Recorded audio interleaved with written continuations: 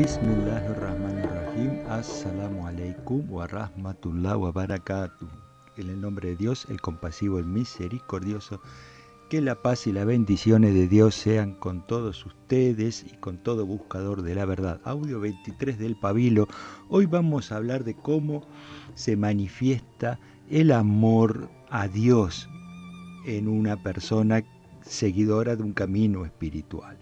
Le preguntaron a Yunai, que era un místico conocido de hace, comienzos del Islam, 100, 200 años después del inicio del Islam, hace más de 12 siglos, le preguntaron respecto de las cualidades del amante de Dios. Y él entonces dijo, las cualidades son la constante reflexión, la frecuencia de sus retiros, la escasez de su trato social. Cuando mira no ve, cuando se le habla no oye ni entiende. No se entristece cuando sufre un accidente, ni se alegra cuando obtiene un triunfo. Contempla a Dios en su retiro e intima con Él. Se comunica con Él tanto en privado como en público. No disputa con la gente mundana acerca de su mundo. Lo ves siempre triste. Teme la privación de aquello que anhela y que se le escape aquello que persigue. Su intelecto se maravilla con el estudio de la majestad divina. Duerme poco, su comida es escasa y su tristeza permanente.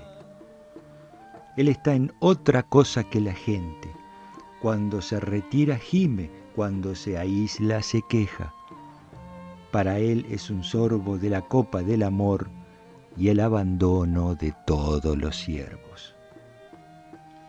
Aquí Yunai, este místico conocido, nos habla de una clase de amante de Dios, el que termina absorto en la contemplación y en cierta medida poco ido, ¿no?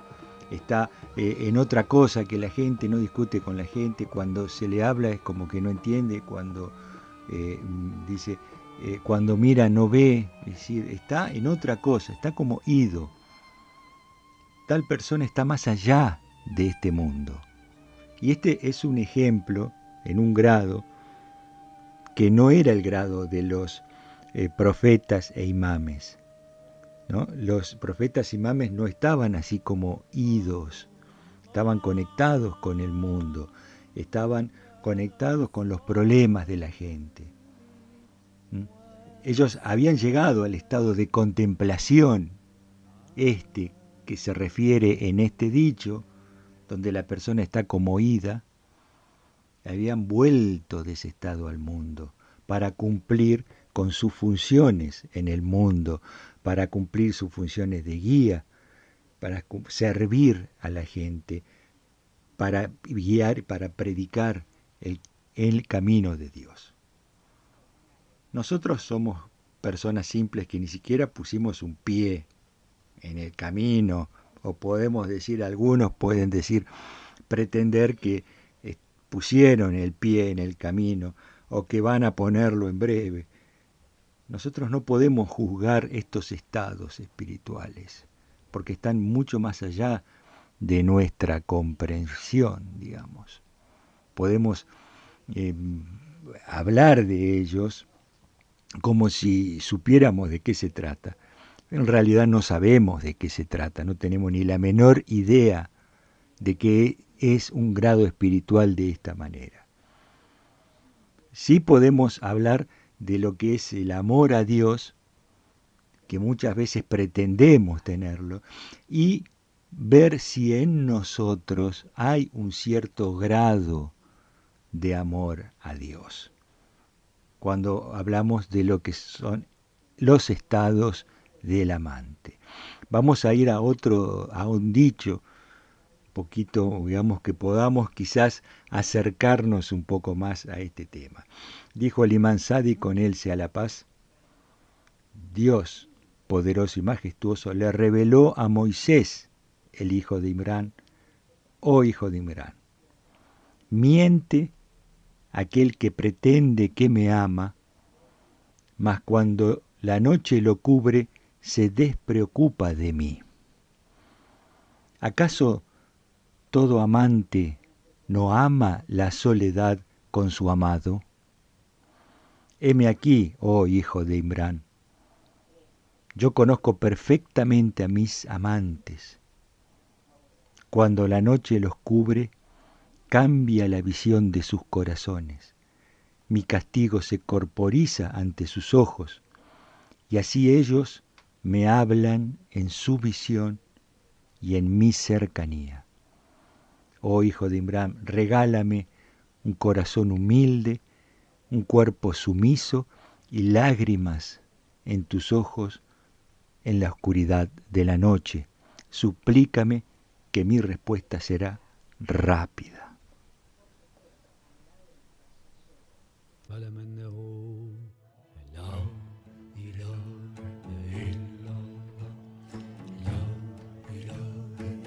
Este dicho del Imán Sadiq, con él sea la paz, que es un hadith Qudsi, digamos, ¿no? Un dicho donde Dios expresa y habla y nos transmite directamente sus palabras.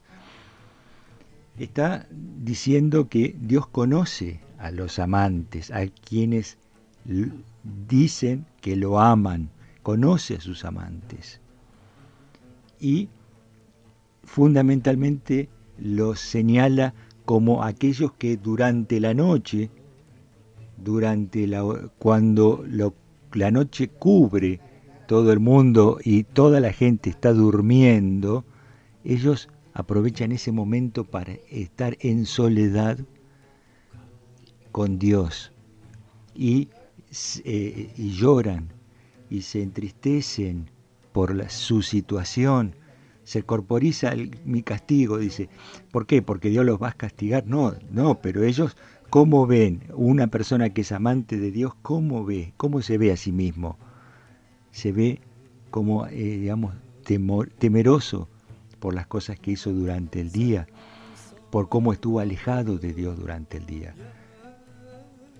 Porque, en definitiva, ha estado en el mundo, realizando sus actividades y por ahí ha tenido momentos en los cuales ha recordado a Dios y ha tenido momentos en los cuales ha olvidado a Dios. Y esto, digamos, le pesa en la persona que sigue un camino espiritual. La oración nocturna es uno de los elementos del amante de Dios. Porque durante el día debemos buscar trabajo, debemos buscar sustento, debemos ocuparnos de las cosas del mundo, nos guste o no nos guste. Algunos dirán, bueno, pero el amante de Dios, el seguidor de un camino espiritual, el que sigue una vida espiritual, abandona el mundo y que se ocupe otro del mundo y yo me ocupo de la devoción nada más. Pero y entonces que no tenemos familia, no formamos familia, o si tenemos familia tenemos que ocuparnos, si tenemos una pareja, tenemos una esposa, tenemos que ocuparnos de la familia, si tenemos hijos nos tenemos que ocupar, no podemos decir, bueno, que se ocupe otro. No, como hablaba respecto de Buda y la mujer de Buda, una película que ahora ni me acuerdo del título, pero el Buda se interna en el bosque, abandona todo, abandona las cosas y alcanza el estado de perfección. Y la esposa que la dejó, la abandonó, tuvo que sufrir, padecer todo ese abandono en este mundo, llevar esa carga. La mujer no, esto no puede hacer. El hombre que sigue un camino espiritual debe ocuparse de las cosas del mundo, ocuparse de, si tiene familia, su familia, tiene casa, hijos, tiene ocuparse de esas cosas. Algunos dirán, pero bueno, pero los ejemplos de Jesús, por ejemplo, que hablaba y recomendaba el abandono del mundo, no es así que Jesús recomendase el abandono del mundo, recomendaba el desapego del mundo, porque si uno ama a Dios no puede amar a la riqueza, al mundo, pero debe ser desapegado respecto de ella y estar dispuesto, llegado el caso, a abandonarlas. Pero no es así de que Dios pregonaba el abandono, que la persona que siga un camino espiritual debe dejar todas las cosas, abandonarlas por completo. No es así. Hay un relato en las tradiciones referido a Jesús y sus apóstoles, sus discípulos, digamos, que dice que ellos viajaban por todos lados predicando, y viajaban, digamos, sin nada, iban con lo puesto. Y cuando llegaban a un lugar, encontraban, en cada lugar que ellos llegaban, encontraban un mantel con comida dispuestos para ellos, sin ninguna explicación. No sabían quién los había puesto, nada, pero en todo lugar donde encontraban comida dispuesta para ellos, ¿no? Como si fuera un asunto milagroso, sea porque Dios había enviado la comida, o sea porque Dios había enviado e inspirado a personas para que les llevaran comida, sabiendo que ellos se acercaban a esos lugares como una recibida. Entonces los discípulos estaban maravillados. Vamos nosotros sin nada a un lugar y encontramos comida. Dios nos está manteniendo directamente a nosotros. Dios nos está ocupando directamente de nuestro sustento. Esto es maravilloso. Y le fueron y le plantearon a Jesús: qué maravilloso esto. ¿Hay acaso ante Dios alguien más noble que nosotros, a los cuales Dios mismo nos está manteniendo? ¿Hay alguien más noble que nosotros ante Dios? Y Jesús le dijo: por supuesto que sí. Por supuesto que sí, hay gente más noble. Aquellos que trabajan y obtienen su sustento a través del fruto de su propio esfuerzo. No que lo reciben de arriba, digamos, ¿no? Ellos son más nobles ante Dios. Entonces los discípulos a partir de ese día se pusieron de acuerdo y coordinaron como para realizar determinados trabajos y obtener el sustento sin necesidad de esto, de recibirlo de arriba, digamos. Esto es importante, digamos, para tenerlo en cuenta, un asunto que es importante para los seguidores de un camino espiritual saberlo, ¿no? Podemos seguir un camino espiritual, pero tenemos que ocuparnos del mundo. La cuestión es no estar apegados del mundo. El día es suficientemente extenso, largo, como para que nosotros le dediquemos una parte del día a trabajar en la búsqueda del sustento lícito, cosa que es muy meritoria ser ante Dios. Tiene tanto valor tiene la búsqueda del sustento, que Dios pone a la persona que fallece en camino, en el viaje a su trabajo, para ir a buscar el sustento lícito, en el mismo grado que un mártir. Una persona que muere, camina en viaje a su trabajo lícito, un trabajo lícito, por supuesto, tiene el grado de un mártir. Fíjense qué importante es esto, ¿no?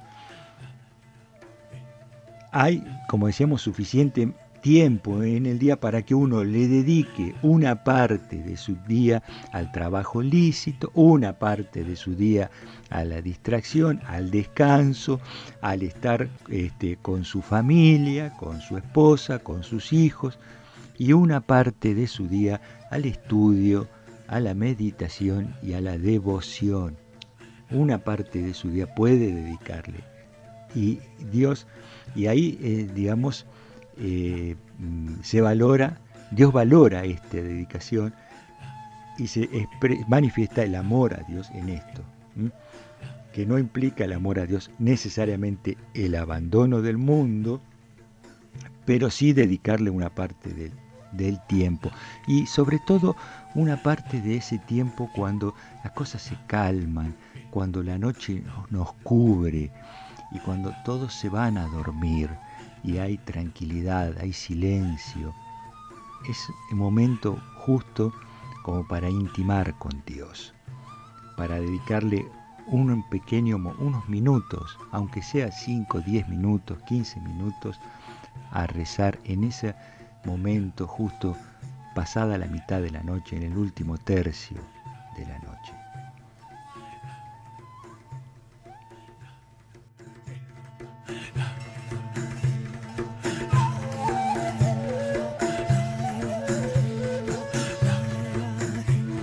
Dijo el mensajero de Dios, con él sea la bendición y la paz, 2 ciclos de oración que el hijo de Adán, el ser humano, observe en la última parte de la noche son mejores para él que el mundo y todo su contenido. Si no fuese porque mortificaría mi comunidad, los habría hecho obligatorios. Y es conocido que el profeta siempre se levantaba a la noche a rezar, siempre dedicaba un tiempo para la devoción en esa parte final de la noche, que no significa que no duerma, que no descanse, sí, tiene que dormir, descansar, o que esté con su esposa, sí puede estar con su esposa, pero también puede realizar esto. Decía el profeta también, con él sea la bendición y la paz, y con su descendencia, cuando el siervo se levanta de la comodidad de su lecho, mientras el adormecimiento pesa sobre sus ojos, para que a través de la oración de la noche complacer a su Señor, majestuoso y poderoso, Dios se ufana de él ante los ángeles y dicen, miren, ¿no? ¿Acaso no veis a mi siervo apartándose de la comodidad del lecho para observar una oración que yo no le he hecho obligatoria? Atestiguad que yo lo he perdonado. Fíjense qué imagen esta, ¿no? Por supuesto, Dios no es que tenga una figura, no una figura física que vaya a ufanarse, ¿no? Es una metáfora, como Dios se ufana, ¿no? Es orgulloso ante su siervo, contento, complacido, porque su siervo se levanta de la comodidad de su descanso a hacer algo que él no le ordenó, no ordenó hacerlo. Sin embargo, lo hace para complacerlo, porque son las acciones meritorias las que marcan nuestro amor a Dios. Las acciones que son obligatorias son aquellas que nosotros hacemos porque Dios la ha obligado, digamos un poco implica en esto el temor a Dios, pero las meritorias son las que marcan el amor a Dios. Dijo el mensajero de Dios también, con él sea la bendición y la paz, y con su descendencia, Dios no ha escogido a Abraham, con él sea la paz, sino por 2 cosas. Por otorgar alimento a otros y por observar la oración en la noche mientras la gente estaba durmiendo. Fíjense, esta marca estos 2 cualidades de Abraham por las cuales Dios los distinguió y lo eligió y lo prefirió sobre el resto de la gente, ¿no? Porque él les daba comida a la otra gente, ofrecía comida sobre todo a los pobres, a los viajeros, a los que llegaban a él ocasionalmente, y porque también observaba la oración cuando el resto de la gente dormía. Y dijo también el imán Sadi, con él sea la paz, no hay ninguna obra buena que el siervo ponga en práctica sin que su recompensa figure en el Corán, excepto la oración de la noche. Pues Dios no ha declarado su recompensa, no ha expresado su recompensa en el Corán, debido a su grandeza y valor ante él, diciendo, se levantan sus costados de sus lechos para invocar a su Señor con temor y anhelo, y dan limosna de aquello que le hemos concedido, es lo que dice el Corán. Ninguno conoce la alegría reservada en retribución por las obras que hayan hecho. Él dice el Corán en la sura 32, aleyas 16, 17. Es decir, las acciones de levantarse del lecho, de la cama, levantarse en el medio de la noche a rezar a Dios y dar de comer a los pobres, y dar de comer y otorgar en caridad parte de lo que Dios nos ha concedido, estas dos acciones no tienen un límite de recompensa, digamos, ¿no? No se conoce, le dice, la alegría reservada en retribución por estas obras. Fíjense cómo Dios pone dos asuntos, ¿no?, claves para definir al amante de Dios, aquella persona que ama y busca la complacencia de Dios, aquellos que obtienen un grado espiritual alto, que rezan en la noche, pero que también otorgan caridad y se ocupan de cubrir las necesidades de los pobres. Estos dos puntos son importantes y marcan lo que sería el grado espiritual de los amantes de Dios. Y esta es una pregunta para que cada uno se haga, los que estén escuchando. ¿Tenemos ese grado espiritual? ¿Realizamos estas acciones o no las realizamos?